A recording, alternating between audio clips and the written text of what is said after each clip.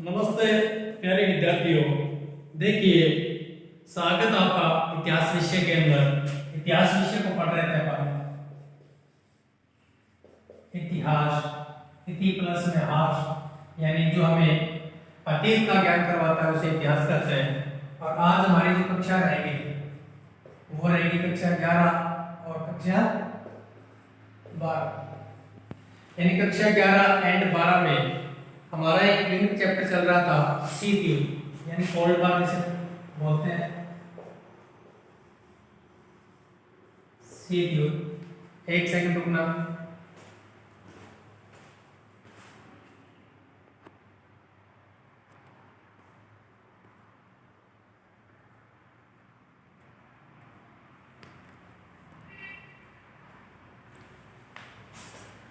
शीत युद्ध जिसे इंग्लिश में कहा जाता है कोल्ड वार। कोल्ड वार यानी शीत युद्ध के बारे में पढ़ रहे थे अपन।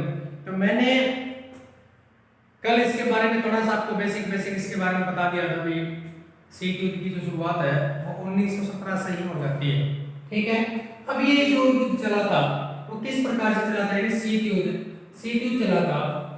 देखिए 1945 में 1945 में जैसे ही द्वितीय विश्व युद्ध की समाप्ति होती है, द्वितीय विश्व युद्ध की समाप्ति, द्वितीय विश्व युद्ध की समाप्ति, उस समय क्या हुआ था? देखिए कारण जान रहे हैं अपने को। द्वितीय विश्व युद्ध समाप्त हुआ तो देखिए क्या हुआ, 1914 से 1918 के मध्य जब प्रथम विश्व युद्ध समाप्त हुआ था, यानी 1918 में जब विश्व युद्ध प्रथम समाप्त हुआ था, उस समय एक राष्ट्र संघ नाम की संस्था का गठन हुआ था, राष्ट्र संघ।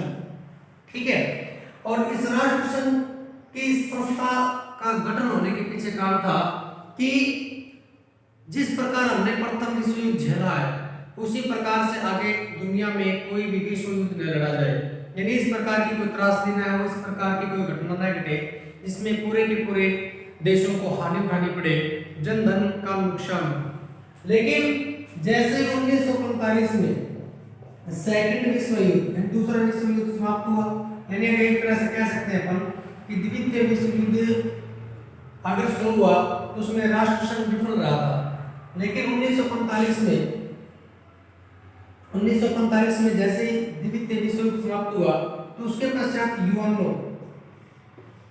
यूएनओ यानी संयुक्त राष्ट्र संघ की स्थापना हुई। संयुक्त राष्ट्र संघ की स्थापना, संयुक्त राष्ट्र संघ की स्थापना हुई, ये होती है 24 अक्टूबर 1945 को, जिसका मुख्य उद्देश्य क्या था, यानी प्रथम विश्व युद्ध के बाद तो स्थापना होती है राष्ट्र संघ की, जिसका उद्देश्य ये था कि विश्व में प्रथम विश्व युद्ध की तरह अन्य कोई भी प्रकार का युद्ध न हो, यानी विश्व में शांति को बनाना राष्ट्र संघ का प्रमुख कार्य था। लेकिन फिर भी क्या हुआ, द्वितीय विश्व युद्ध हुआ, तत्पश्चात एक संगठन और बनाया गया राष्ट्र संघ की जगह संयुक्त राष्ट्र, यानी ये अगस्त में समाप्त हो जाता है। 9 अगस्त को अगर हिरोशिमा और नागासाकी पर बम गिरवा दिया जाता है, उसके पश्चात विश्व युद्ध की समाप्ति मान ली जाती है।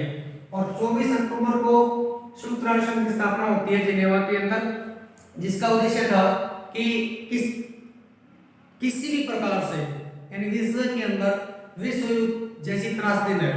लेकिन अगर एक तरह से अपन कहें कि संयुक्त राष्ट्र संघ अपने उद्देश्यों में सफल हुआ, लेकिन फिर भी कुछ न कुछ ऐसी एक्टिविटी, ऐसी गतिविधियां होती रही है जिसके कारण क्या हुआ कि अनेकों छोटी घटनाएं जैसे भारत और पाकिस्तान, उत्तरी कोरिया, दक्षिण कोरिया, यूरोप महाद्वीप के अंदर, अमेरिका के अंदर अनेकों प्रकार की छोटी घटनाएं वर्तमान में भी घटित हो रही है। इस प्रकार से अपन कह सकते हैं कि जो संयुक्त राष्ट्र संघ था वो अपनी जिन उद्देश्यों को लेकर विश्व शांति का जिसने सपना संजोया था वो कहीं ना कहीं धूमिल हो रहा है। तो उसी एंगल से अगर हम बात करते हैं तो यहाँ पर क्या हुआ कि जैसे 24 अक्टूबर 1945 संयुक्त राष्ट्र की स्थापना होती है और विश्व युद्ध समाप्त होता है तो शीत युद्ध की शुरुआत हो जाती है। शीत युद्ध की शुरुआत, शीत युद्ध की शुरुआत। अब शीत युद्ध की शुरुआत तो आपको पता है कि मैंने आपको उसी समय बता दिया था कि प्रथम विश्व यानी शीत युद्ध ने अपने जब रूस में लेनिन के नेतृत्व में जार का शासन खत्म हुआ था, ठीक है। और जार का शासन जैसे खत्म हुआ और व्लादिमीर लेनिन के नेतृत्व में वहां पर एक क्रांति होती है जिसे बोलते हैं बोल्शेविक क्रांति। क्या बोला जाता है उसको? बोल्शेविक क्रांति बोला जाता है। तो 20 दूसरी यहीं पर बोलते थे क्योंकि देखिए जब 1945 में जैसे ही विश्व युद्ध समाप्त हुआ तो विश्व शक्ति बनने की होड़ मच गई, यानी विश्व शक्ति बनने की क्या मच गई? होड़ मच गई। विश्व शक्ति बनने की होड़ मच गई, होड़ मच गई। और ये ही होड़ यानी विश्व शक्ति सपना देखना अमेरिका के लिए और रूस के लिए दोनों ने विश्व शक्ति का सपना देखा था। क्योंकि आपको इस बात का अंदाजा होगा कि 1917 में रूस के अंदर जार का शासन था। रूस में जार का शासन था, निकोलस जार, ये जो जार ना जार निकोलस जार का शासन था, जो कि ये नैतिक निरंकुश शासन था। इनका जार का जो शासन था वो क्या था? निरंकुशवादी था, ठीक है। लेकिन 1917 में रूस में जार का शासन था। इसी समय 1917 में ही लेनिन के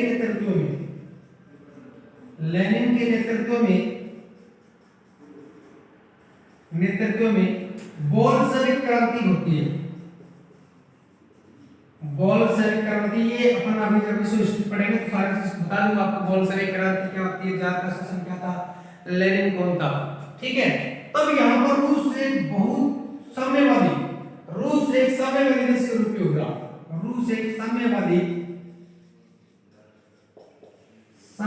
देश के रूप में उभरा, देश के रूप में उभरा, ठीक है। बस इसी चीज की दिक्कत थी अमेरिका को, इंग्लैंड को। क्यों? क्योंकि वो जानते थे कि अगर रूस ने हमारे साथ थोड़ा सा भी हस्तक्षेप कर दिया तो हो ना हो विश्व शक्ति के रूप में रूस उभरेगा।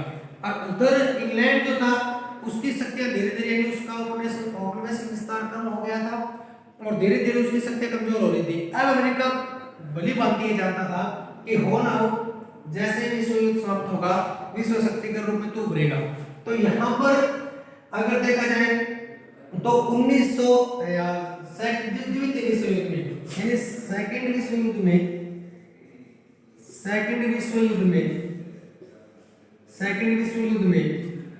रूस व अमेरिका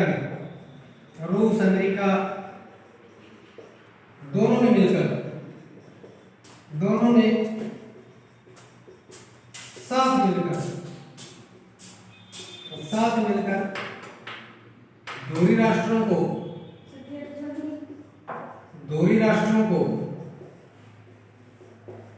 राष्ट्रों को सबक सिखाया था।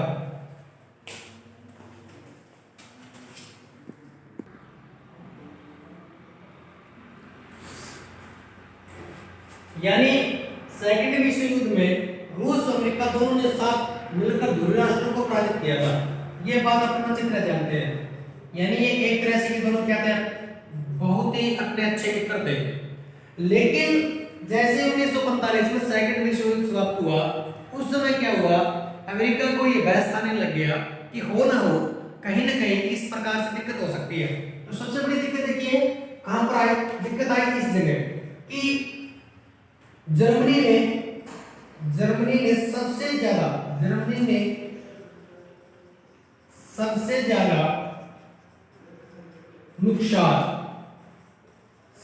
नुकसान वह हस्तक्षेप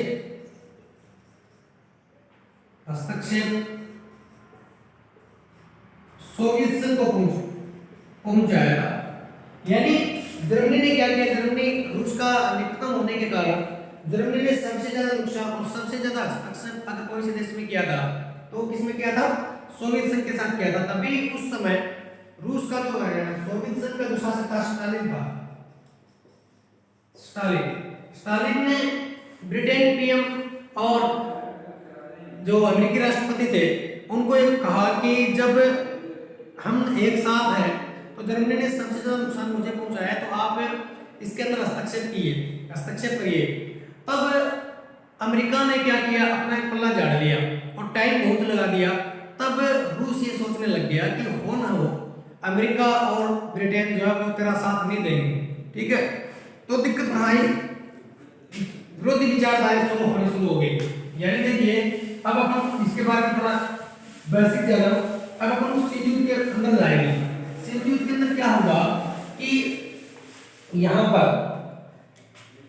स्टालिन के कहने पर न तो अमेरिका ने कुछ किया और न ही ब्रिटेन ने कुछ किया।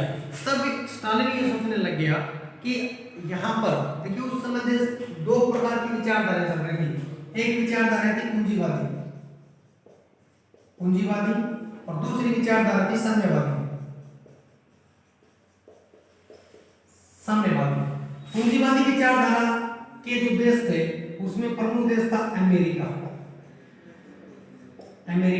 और दूसरा देश अगर आप मान के चलो तो ब्रिटेन, ठीक। और साम्यवादी विचारधारा की अगर हम बात करें तो उसमें प्रमुख देश था सोवियत संघ, बाकी और भी देश थे सोवियत संघ। पूंजीवादी देखिए मैं एक बात बता देता हूँ, पूंजीवादी क्या होता है, साम्यवादी क्या होता है। पूंजीवादी जो विचारधारा होती है उसके अंतर्गत क्या होता है कि संपूर्ण जो आय के साधन होते हैं या संपूर्ण जो मान के चलो अमेरिका के अंदर पूंजीवादी विचारधारा है, तो वहां पर सरकार का जो स्थायित्व है वो इतना नहीं होता। वहां पर सारी की सारी संपत्ति अचल जो संपत्ति होती है, जो निजी जो सिस्टम होता है वहां का, वो सारा का सारा निजी लोगों के हाथ में होता है, ठीक है। और सरकार उनसे टैक्स वसूलती है। जैसे मैं आपको भारत लेवल पे बता दूंगा तो आपको ज्यादा समझ में आ जाएगा। मिश्रित भारत में मिश्रित व्यवस्था है, भारत में मिश्रित व्यवस्था यानी सपोज करिए पूंजीवादी व्यवस्था क्या कहलाएगी। जैसे कोई देश है, सपोज करिए भारत है या अमेरिका ले लो। अमेरिका के अंदर क्या है कि सारी की सारी जो संपत्ति है, वहाँ के जो खेत खलिहान है, वहाँ के जो उद्योग धंधे हैं, वो निजी व्यक्तियों के हैं, यानी सबके अपने अपने हैं। सरकार उनसे टैक्स वसूलती है। उनकी आय का जो प्रमुख साधन है वो है वहाँ क्या टैक्स का वगैरह, ठीक है। और साम्यवादी विचारधारा के अंदर क्या होता है कि सारी की सारी जो संपत्ति वगैरह होती है वो सरकार के हाथों में होती है। सरकार जनता को देती है, जनता को सुख सुविधाएं मुहैया कराती है, न कि जनता सरकार को। यानी सारे के सारे उद्योग धंधे उनका सार्वजनिकरण होता है। सारे के सारे खेत खलिहान, जमीन जायदाद, उद्योग धंधे सब किसके होते हैं, सरकार का होता है। और सरकार उनको फिर क्या देती है, जनता को मूलभूत आवश्यकताएं उनकी पूरी करती है। और भारत में मिश्रित है। भारत में अगर हम अर्थशास्त्र पढ़ते हैं, अर्थशास्त्र के अंदर हम जानते हैं कि भारत के अंदर जो व्यवस्था है वो मिश्रित अर्थव्यवस्था है, जिसके अंदर कुछ निजी और कुछ गवर्नमेंट है। उसमें कुछ लोग टैक्स देते हैं, कुछ लोग टैक्स नहीं देते। जैसे आज जो बड़े लोग होते हैं वो टैक्स देते हैं और जो छोटे कम्युनिटी के जो लोग होते हैं वो टैक्स नहीं देते। ये बात समझ में आ गई आप लोगों के।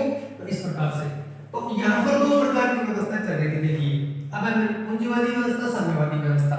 और यहाँ पर कौन था, स्टालिन, जो कि बहुत अच्छा नेता था स्टालिन। और यहाँ पर जो नेता की अगर बात करें तो ब्रिटेन का चर्चिल और इधर लेबर पार्टी के जो शासक थे अमेरिका के रूजवेल्ट वगैरह वो थे, ठीक है, ट्रूमैन, रूजवेल्ट ये थे। तो यहाँ पर ये लोग इनको एक तरह से कमजोर करना चाहते थे साम्यवादी व्यवस्था को, ठीक है। और यहाँ पर 1945 में जब समझौता हुआ तो उन्होंने कहा कि अब प्रत्येक देश जो है वो क्या कर सकता है, अपनी स्वतंत्रता को माना सकता है। अपने कोई भी देश किसी के नेतृत्व में अब नहीं है, इसलिए सभी क्या है अपना अपना अधिकार, अपना अपना स्वामित्व रखने के लिए स्वतंत्र है। लेकिन स्टालिन ने जब जर्मनी में हस्तक्षेप करने की बात कही अमेरिका को, ब्रिटेन को, तब उनकी बात नहीं सुनी गई। तब क्या हुआ, उसने जर्मनी में हस्तक्षेप शुरू कर दिया और उनके जो क्षेत्र थे पोलैंड, हंगरी वाला जो क्षेत्र पोलैंड था, हंगरी था, उसमें अपना हस्तक्षेप शुरू कर दिया, ठीक है भाई। तो यहीं से क्या हो जाती है, शीत युद्ध की शुरुआत हो जाती है, ठीक है। शीत युद्ध की क्या हो जाती है शुरुआत, यानी तो अलग अलग विचारधारा वाले देशों के अंदर शीत युद्ध की क्या हो जाती है, शुरुआत हो जाती है, ठीक है। नंबर 2, रूस, सोवियत संघ, रूस ने क्या किया, रूस ने क्या किया,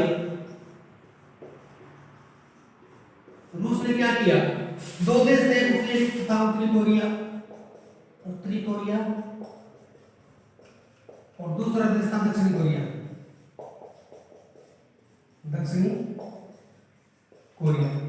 अब क्या हुआ कि उत्तरी कोरिया ने दक्षिणी कोरिया के ऊपर आक्रमण कर दिया।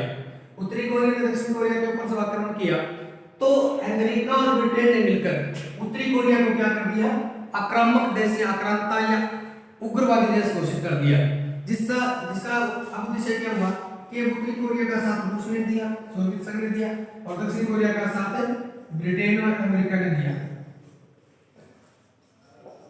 ब्रिटेन और अमेरिका ने दिया, जिसमें दोनों में क्या होने लगे, अलगाव होने शुरू हो गया, अलगाव की राजनीति होनी शुरू हो गई।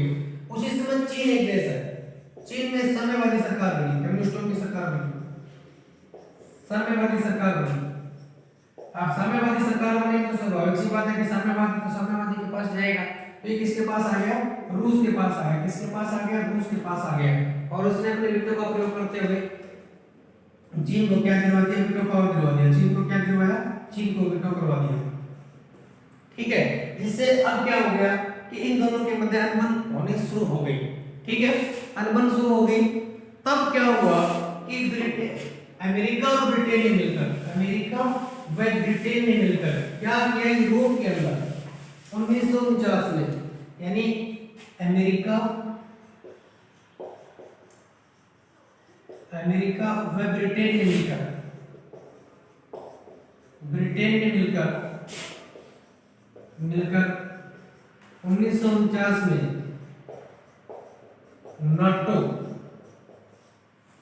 नाटो को इंग्लिश में बोलते हैं उत्तरी अटलांटिक संधि संगठन, उत्तरी अटलांटिक संधि संगठन, ठीक है, नामक एक संगठन बनाया, एक संगठन यूरोप में बनवाया, यूरोप में बनाया, ठीक है, यानी उत्तरी अटलांटिक संधि संगठन, जिसके अंतर्गत क्या हुआ कि अब यूरोप के अंदर अमेरिका के द्वारा यूरोप में एक उत्तरी अटलांटिक संधि संगठन के माध्यम से एक संगठन बनाया गया, जिसका मुख्य उद्देश्य था कि अब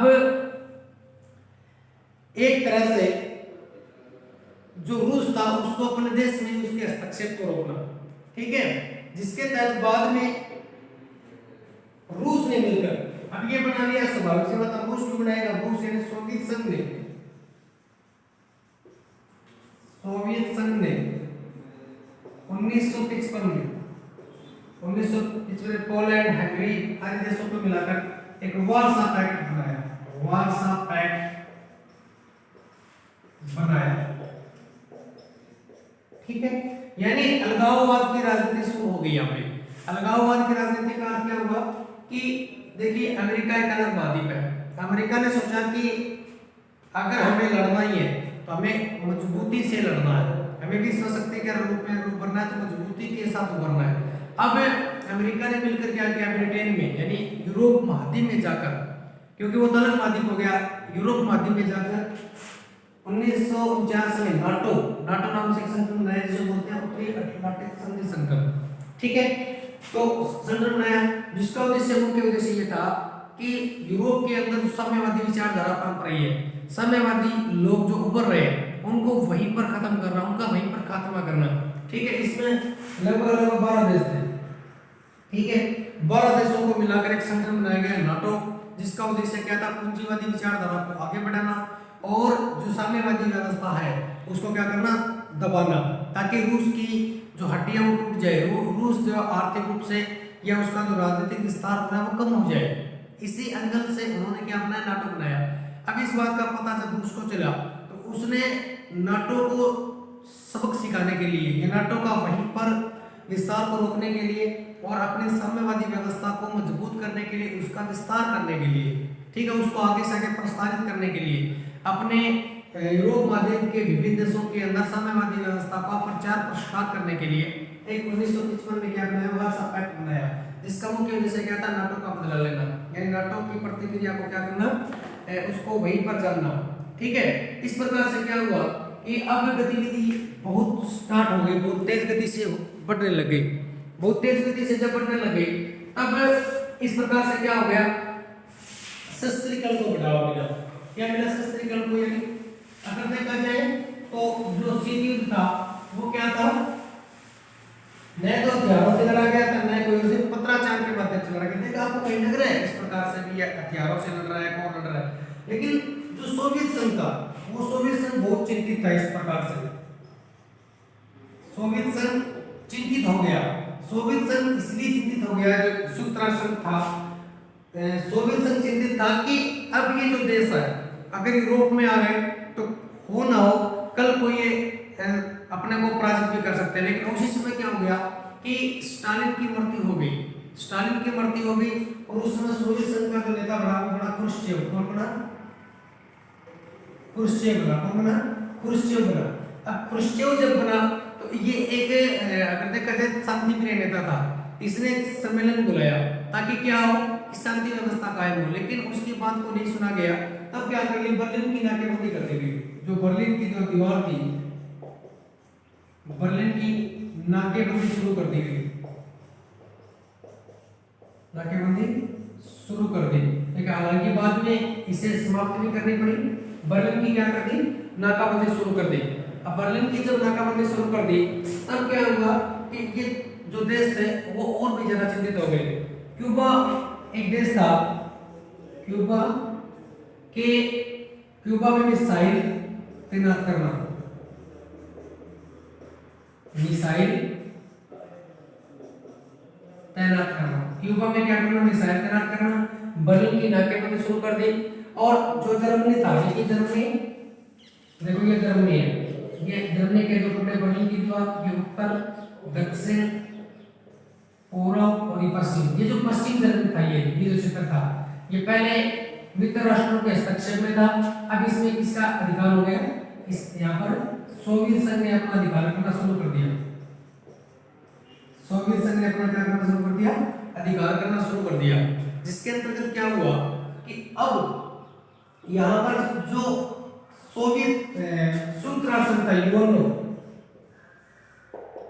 संयुक्त राष्ट्र बहुत चिंतित हुआ। संयुक्त राष्ट्र चिंतित हुआ कि अगर ये प्रतिक्रिया इसी प्रकार से चलती रही तो हो ना हो एक दिन क्या हो जाएगा, अब वो दिन दूर नहीं होगा जब विश्व युद्ध शुरू होगा।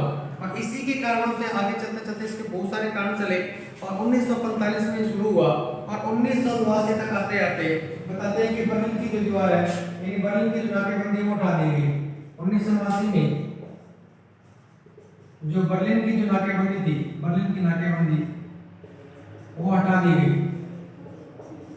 और इसका जो एग्जाम्पल हमें हमारे भी देखने को मिलता है। जैसे देखिए कि 1971 में भारत और पाक का युद्ध हुआ था, आपको पता होगा भारत पाक युद्ध हुआ था। 1971 में भारत और पाकिस्तान का युद्ध हुआ था। इसमें भारत की तो सहायता की थी सोवियत संघ ने, ठीक है, और पाक की सहायता की थी अमेरिका ने। और इसका जरूर तो इस प्रकार से था। देखिए 1971, देखिए वैसे तो बहुत सारे युद्ध हुए भारत और पाकिस्तान के, 1947 में, 65 में, 71 में, 99 में।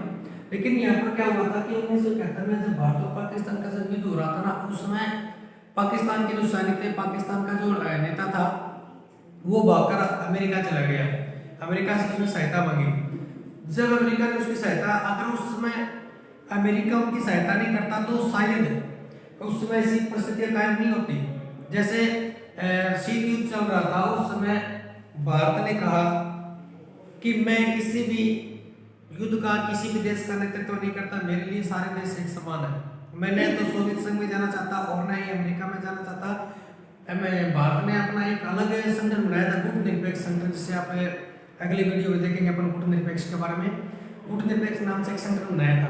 लेकिन यहाँ पर क्या किया कि पाकिस्तान भागकर अमेरिका के पास चला गया और अमेरिका ने उसको हथियार वगैरह और सैन्य सहायता प्रदान करवाई। तब सोवियत संघ ने सोचा कि अगर अमेरिका इनकी सहायता कर रहा है तो हम अपन भारत की सहायता करें। तो 1971 के भारत पाक युद्ध में भारत की सहायता की थी किसने, सोवियत संघ ने। इस प्रकार से अपन देख रहे हैं कि एक का दुश्मन दूसरे का क्या बन रहा था, दोस्त बन रहा था। ठीक है, अब क्या हुआ, सोवियत संघ किसका दुश्मन हो गया, पाक का दुश्मन हो गया। किसका दुश्मन हो रहा था, अमेरिका का भी दुश्मन एक तरह से बन गया था। ठीक है, उसी प्रकार से देखिए, इस प्रकार से मतलब क्या है, तो 1945 में युद्ध शुरू हुआ और 1989 तक ही चला गया। 1989 में क्या हुआ कि सोवियत संघ का क्या कर दिया गया, विघटन कर दिया गया। क्या कर दिया गया, सोवियत संघ का विघटन कर दिया। देखिए एक बार,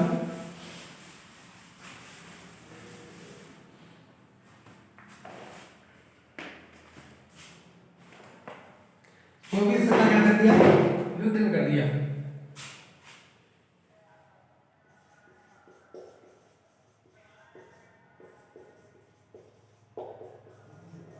सोवियत संघ का विघटन, ठीक है।